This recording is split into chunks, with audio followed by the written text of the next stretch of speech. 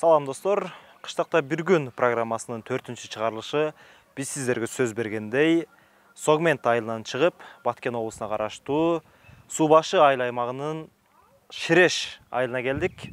Анда эмесе бүгүн сиздерге Ширеш айылын чагылдырып беребиз. Кандай? Жакшыбы? Ширеш ушул жакта?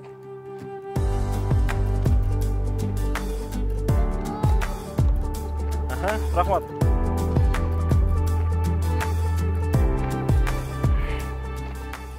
Мына достор, биз Айчүрөк айткан Ширеш көчөсүнө келдик. Тагыраак айтканда Ширеш айылындагы Ширеш көчөсү. Биз көргөн, биз уккан 8-үй, дал ушул Айчүрөктүн үйү экен. Бүгүн Айчүрөк экөөбүз тааныштырабыз.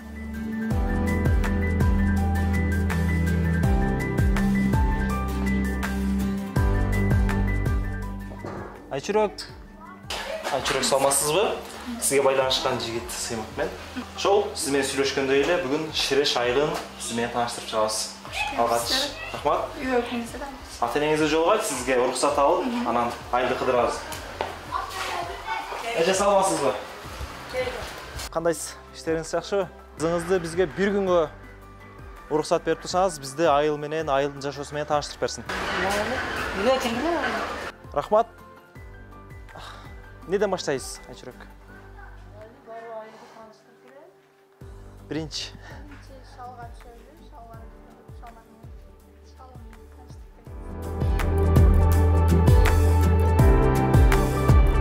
Айчүрөк, мен капа болбосоңуз жандан бери сиз деп кайрылып атам, мен сен деп эле кайрыла берейин. Сиз дагы мен сен деп кайрыла берсеңиз болот. Азыр ушунда биз күрүч талаасына барабыз. Азыр сезонбу ошондо кандай?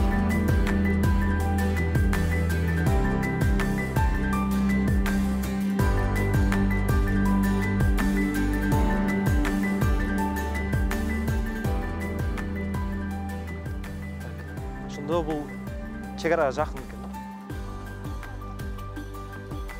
Кайсы жак менен чектешет ошондо? Көпүрө деген мааниде колдонулат. Көпүрөктөн паска түшөбүз. Паска ылдыйга деген мааниде, төмөнгө ылдыйга деген маанилери көп колдонулат. Ушул жакта шал бар.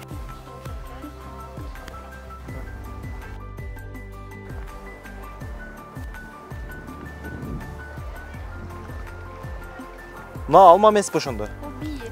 Бие. Бие деген өсүмдүк.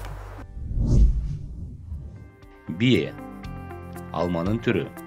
Көпчүлүк аймактарда бие алма деп аталат. Бийини пайдалуу дешет. Бизде бие алма. Ашка кошобуз. Ашка кошулат. Бие алма дейбиз, а?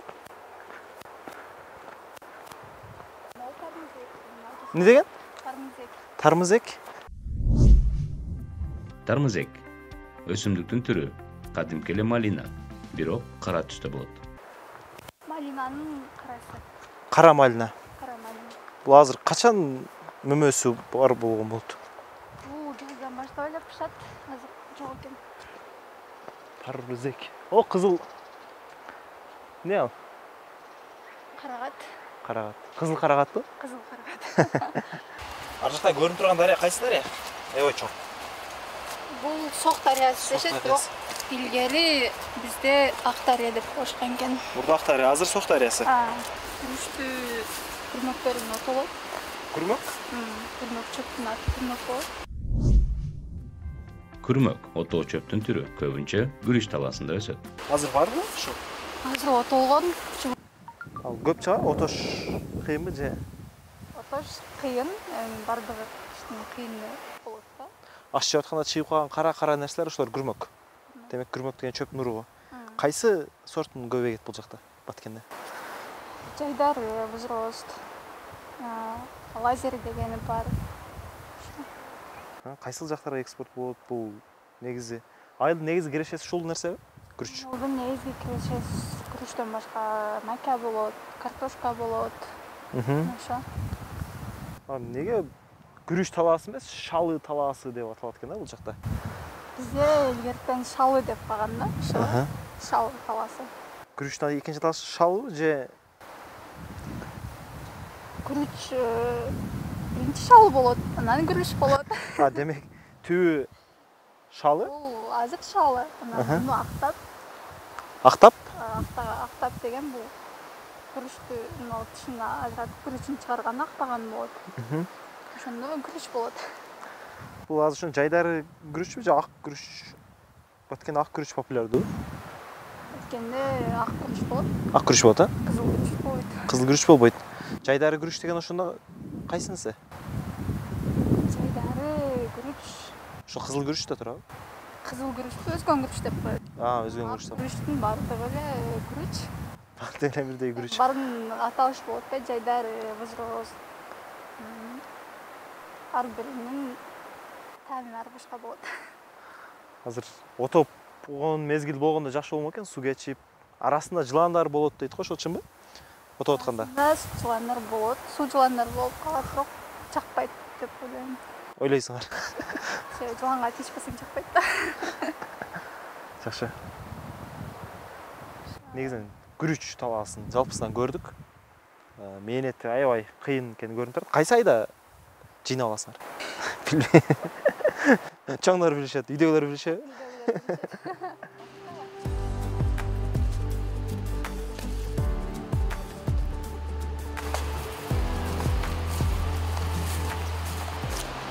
Көз турат, а? Деген суулар деле, көрүнүп турган дарыя деле башкача түстүү да, боз түстүү. Биздин суунун цвети ушундай. Таза, муздак. Азырына таза суу. Таза суу. Биздин суунун таамы башкача да. Ичсең канасың. Сен канасың. Боппос түстүү. Илгери Көк дарыя деп бизге карашып кеткен. Ушунда азыр жаш балдар түшүп ойноп атат. Биздин балдар же суу дайым ушинтип көп агып турабы? Кышында азаят. Кышта туп-тунук болуп калат. Демек, бул тунук эмес экен. Жазда ушинтип кансырап калат экен дарыя. Кансырап калган убакта канча карабыз айтайын. Тоок союлат же кой союлат. Кансырап калды дегенде ошондо кандай дарыянын Кансырап калды дегенде өтө көйөт дагы, адам алдыга барганда тартат экен да. Ошо адам түшүп кеткен окуялар болгонбу? Адам түшүп кеткен окуялар болгон. Кайсыл жакка барабыз эми? Сууга түшүп көрөбүзбү же айыл менен таашабыз? Сууга түшүп көрөбүз. Ал жакка барып көрөбүз. Мүмкүн кансырап аткан болушу мүмкүн, сууга түшүп көрөбүз. Мына суулар дагы ошол дарыядан келет экен, а? Дарыядан келет, ичип көрүң. Биздин суу даамдуу, таамы башкача. Башкача болгон боппосо тунукпу? Ичип көрүң. Жоомузду экен бирок. Жок, сен ичип көрбөйсүң биринчи?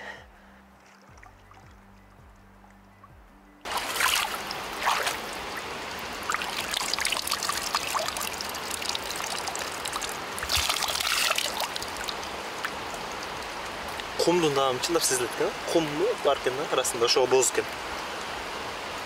Же кумдук сезилбейби? Кумдук мен сезбедим. Бирок жоомузда.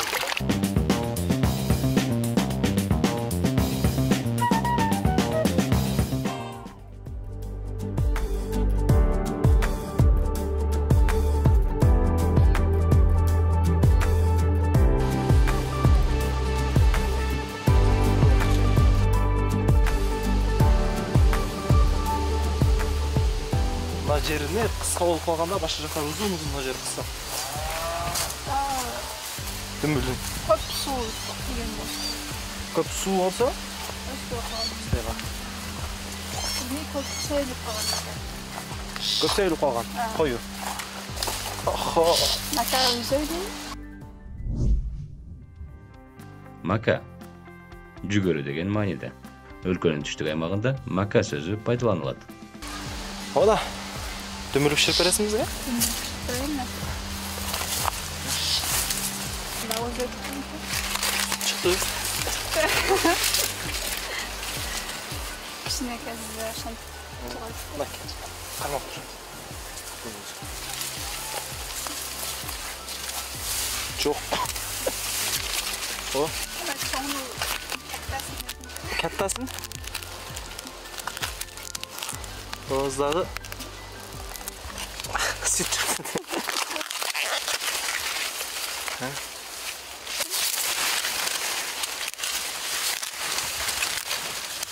Tırmıkların uzun bir mınдай olsa ламин. O süt çıkanması bu olsun.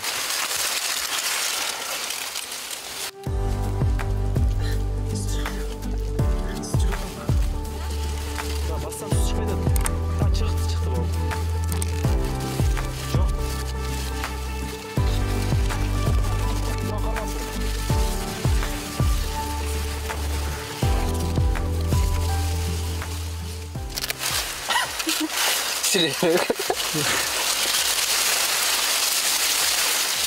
Ya kancha altığa болады ya? Негізі жүгір көбегілі ма айла? Көбегілі? Сатылау же өзің өрдіңде керекті үйлесіңе? Hayatını Пая жүгөрүнүн сабагы оролуп алынып, кургагандан кийин ушинтип аташат. özüzde işte sıyırlarga biraz. Sıyırlarga беребиз? Асын, паясын. Hayatını. Bunu кандай процесси? Эгерден ушу мезгилге чейинки процесс. Ну, Эң биринчи инчиге göğüs makarna. жазда. Жазда. Анан шоттайбыз, күнжөө алабыз, анан чабылат. Аялдар кынчабы же эркек балдар кынчабы? Аралаш. Аралаш. Ким баш болсо жашай берет. Сен да чыгасың талаага? Evet, çıkar. Же жалаңгына дүмбүл жейсиң да? Birazcık bakalım.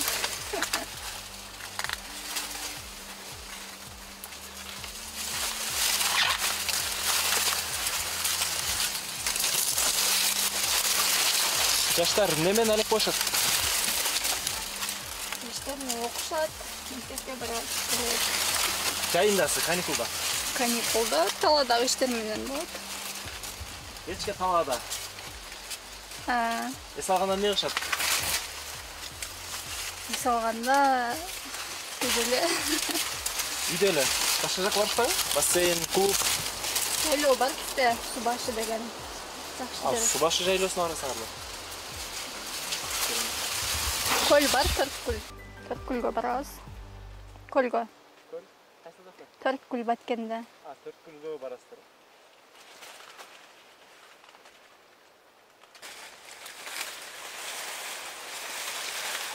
О.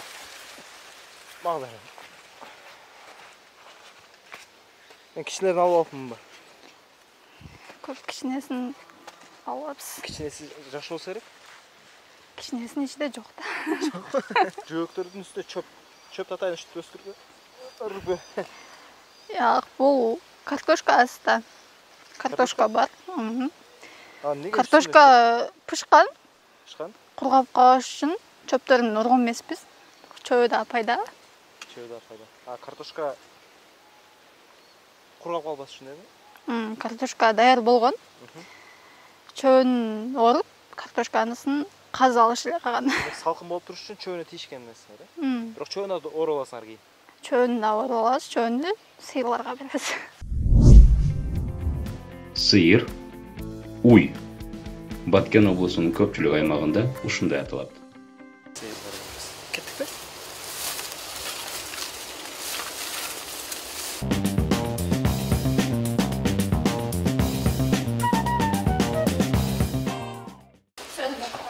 Сериден. Кашыл жерде иштейинби? Никке иштейт. Бир аралап чыккандан кийин бирок мен жалаң саамдарды алган окшойм. Пишип кеткендерин алган экенбиз. Бирок ар бир бизден басып көргөн мен. Жаңы дүмбүл боло баштаганда кичинекесизде ойнойт элек. Кандай? Дүмбүлдү куклап ойнойт. Куклабы? Чачтарыбы? Биякта кыздар менен келин алуу, кыз берүүдө кандай өзгөчөлүктөр бар башка аймактардан? Мисалы күйөө балдар келгенде кандай болот? Салтта өзгөчөлүктөр. Күйөө бала келгенде киргизиш, үйгө дастархан салышып, жасашып. Ар бир аймактын өзгөчөлүгү барбы? Калың кандай бул жакта канча? Калың 100 000, 150 000, 200 000. О, кымбат экен. Дагы? Сыңгысы жакшта дейм. Иманды деп коем. Дагы? Же ошол акча менен болду? Калың берет, сепко берет. Канча жаштан турмушка чыккандар көп? 18 жаштан өйдөсү. Эрте турмушка чыгышабы ошончо? Эрте турмушка чыккандар дагы бар. Эми 5 кол тең эмес аткандай да. 23 жашка дейли. 23 жашка чейин. 24-25ке чейин жеткенбиз бар. Сага да жуучулар келип атабы? Бар эми. Айыл эли негизи кирешеси эми айыл эли негизги кирешеси? Негизги кирешеси картошка менен мака. Эң негизгиси ошолор. Эң негизгиси ошолор. Катып калган ошойда? Пишербей бирок? Катып Сүт чыгып атат. Өзүм жейм.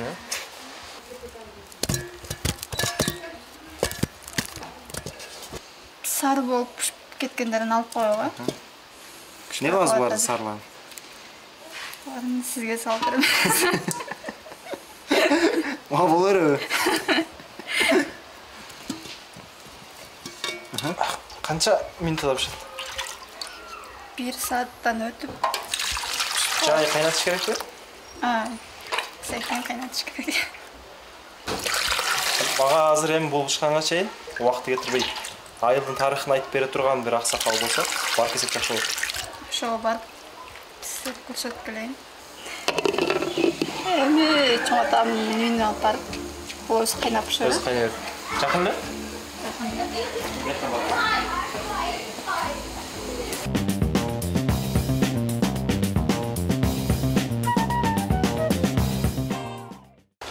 Саламатпы? Денсаулыктар келгиле булдармы?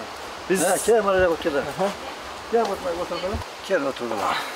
Кана, омен, айылыңыздардын аты кызыктуу экен, Ширеш депчи. Ошого эмне үчүн Ширеш болуп калган? Канча жылдан бери бул жакта жашайсыздар?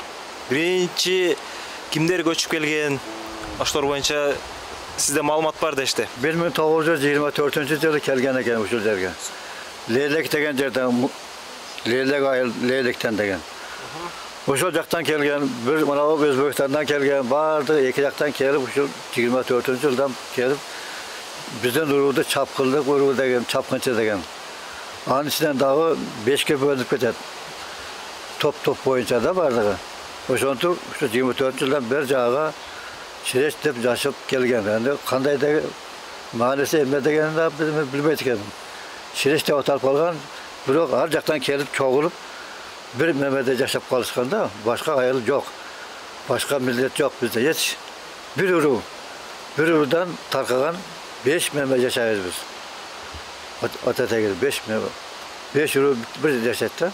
Демек, айылда жалаң туугандар жашайт экен да, бир уруудан таркагандар. Биздин айылда жалаң бир уруу жашайт. 5 уруу бир чогуу жашайбыз да. Ошонун эми маанисин Ширеш деп койгонго ошонусу точно мен билбейт экенмин. Канча түтүн эл жашайт азыр? Эмне менен тиричилик кылышат дейли айыл эли? 40 түтүн бар. 40 түтүндөн таркаган 492 жан бар да. Ушул эми үлүскө бөлүп берген ар ким өзүнүн билгенинде жашап жатат да эми. Эмне кантип жашаса жашап атат. Бирок бизге негизи эл көп болуп, жер аз болгон үлүстү бөлгөндө жер аз тийген да. Ошон үчүн мына биздин жаштар бардыгы бири Москвага ал жактарга кетип калган. Жаштардан жок, аксакалдар да калды, жаштар жок да. Бул жерде мисалы сиз уулуңузду үйлөдүк дейли жаңы. Алар бөлүнүп ушул айылга чыгышабы же башка жакка кетишеби? 3 уулум, 4 уулумду үйлөдүм. 3-өө 3 жакта, 2-өө мына Агылташ деген жерде. Бирөө Баткенде жашайт. Bir kızım da uşa batkanda, 4 uşul. Menden tarqat, biri menin kolumda. 4-üncüsü. Жер жоқ қой, жетіспей. Yer az da, jana aytdım o. Yer az. Adamın қалтын сары көп болғандағы жер аз болған бізде. Салт саналар бойынша қандай өзгөчөлүктөр бар? Кадимкide салт бірдей эле, эч биринде өзгөргөн жок. Элге ата-теги калып жашап келгенбиз, ошол салттан чыкканыбыз жокпуз. Айылда мындай эркектин иши же аялдын иши деп бөлүнүп, мындай чектөө кыздарга кандайдыр бир ушундай нерселер жок эмеспи? Bizde mınday zavod fabrika bolbosa, bir şey bolbosa, только ошо talaş iş boyunca da başka iş yok bizde. Аралашып иш кылып жүрөр. Aralashadi. Маалыматыңыз үчүн рахмат аба. Эми биз бата берсеңиз биз жолго чыксак. Ben batarlarga bir nanga o'rsigili, anan keyin bata berayın. Ha? Kel qilib. Nang qo'ygan da o nanga o'rsaysinlar. Nanga sandır. Ha. Sandırıp qo'yibchi. Sandırib. Ha. Nanga o'rsigili. Yo'lga şeyler bo'lsa, bo'ylagan maqsadiga yetganlar. Daim shunday ishlarni oldiga yuraverganlar. Kam bo'lmaganda, daim salomatda bo'lganlar. Alloh Rahmat sizga rahmat. Maqulot, uch bo'linglar. Rahmat.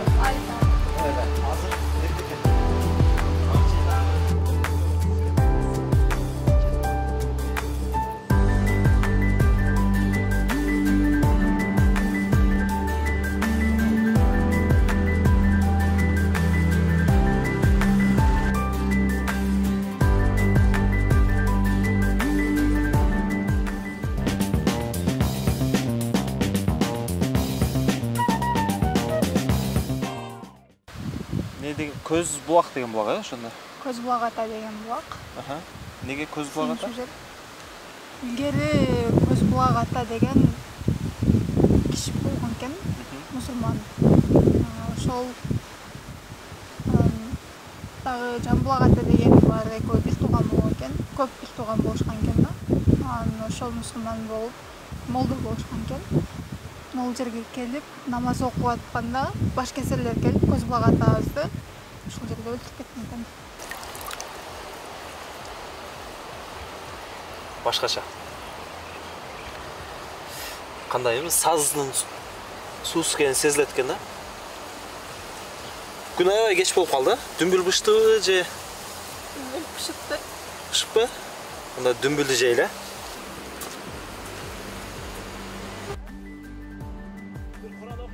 Elhamdülillah Rabbil Alemin. Allahu Ekber.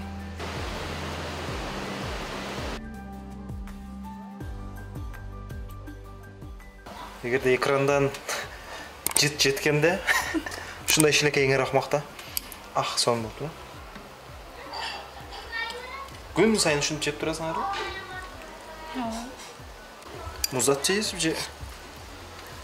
Сыгымдай жейин. Колдун келишинчеси.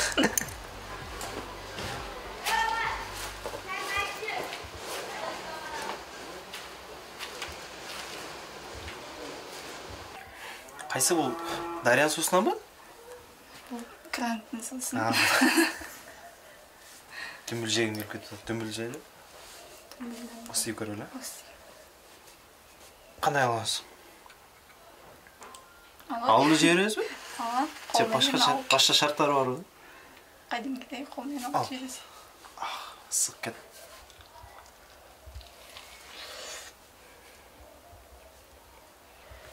Сон, урматтуу достор, бүгүн биз сиздерге Баткен облусунун Ширеш айылын чагылдырып берүүгө аракеттендик. Бүгүн бизге Айчүрөк жардам берди. Айчүрөккө, Айчүрөктүн үй бүлөсүнө ыраазычылык билдиребиз. Буюрса сиздер менен кийинки жумада Жалал Абад облусунда кездешебиз. Ага чейин сак саламатта болуңуздар. Биз кадр артында дүмбүл жейбиз.